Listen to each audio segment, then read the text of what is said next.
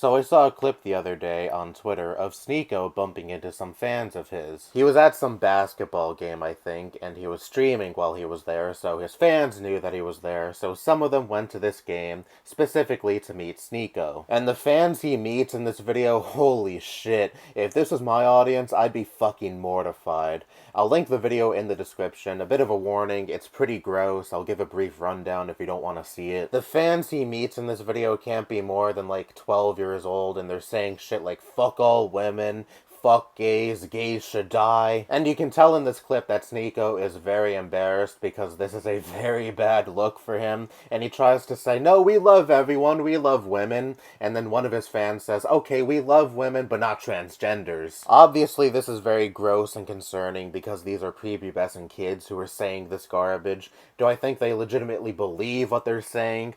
Probably not. I think they're just parroting what their favorite streamer says all the time. Because they're children, they don't have a sense of identity yet, so they just copy whatever someone they look up to says and does. But this clip got me thinking about the red pill ideology, and I put ideology in quotes, and just how fucking infantile it is. This is the majority of people it grabs, children and teenagers, because it is a completely vacuous ideology that doesn't require you to think any deeper than just fuck women. And that is why the overwhelming demographic for red pill content is young boys. They're entering puberty, their hormones are out of whack, and they want to get laid. And for one reason or another, they may be the social outcast at their school that many people don't want to talk to. And instead of doing some introspection to figure out why that may be the case, they turn to these content creators like Sneako and Andrew Tate and the like, who say things like, no, it's not your fault, it's actually society's fault, it's women's fault. And that's the draw for this type of content. Introspection is hard, a lot of people don't want to do it, especially if we're talking about teenage boys. This is why I wholeheartedly agreed with Vosh when he said the left should do more to reach out to these young boys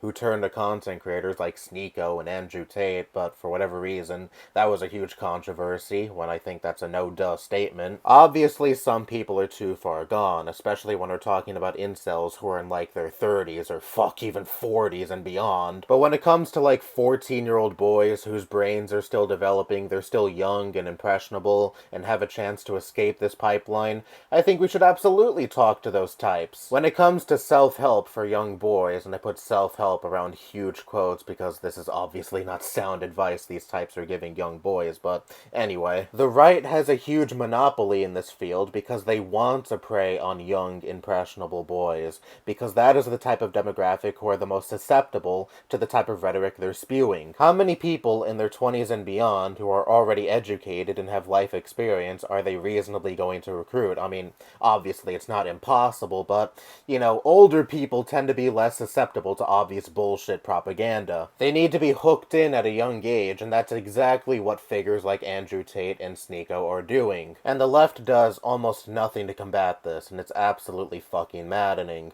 Young boys are far from a lost cause. But I do see a glimmer of hope in the fact that most of the people who gravitate towards this red pill content are young boys. Remember when I said in my Sniper Wolf video that the death knell of her content will be her audience growing up? Well, I think this red pill shit has the same exact fate. When you have an audience that skews so young, they're inevitably going to grow up, and a good chunk of them are going to leave you in the dust and move on. This is also exactly what happened to the anti-SJW shit. Remember when that dominated online political discourse? I myself fell for that crap hook, line, and sinker. Me and my friends in high school would joke around and say shit like, I identify as an attack helicopter. We made fun of the cringy feminists. And look what inevitably happened to that movement. A lot of the kids and teenagers who were around during that time grew up. Remember that trend on YouTube a few years ago where people who were kids or teens during that era that are now adults made videos discussing how they escaped the pipeline? I myself made this exact video back in what, God, was it 2019, 2020, either one of those 2 years. But even though my video and a lot of these other videos are pretty lengthy, the crux of basically all of them were just, we grew up,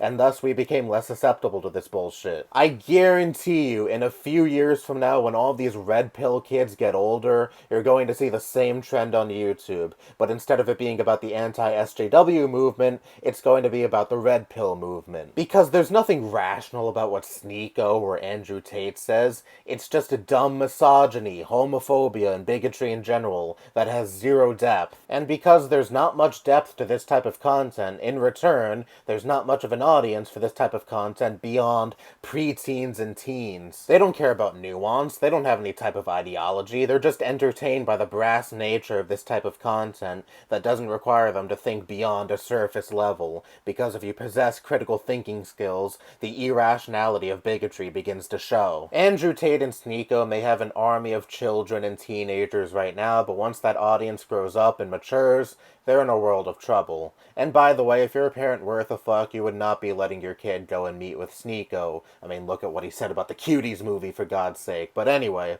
that's all I have to say. Bye-bye.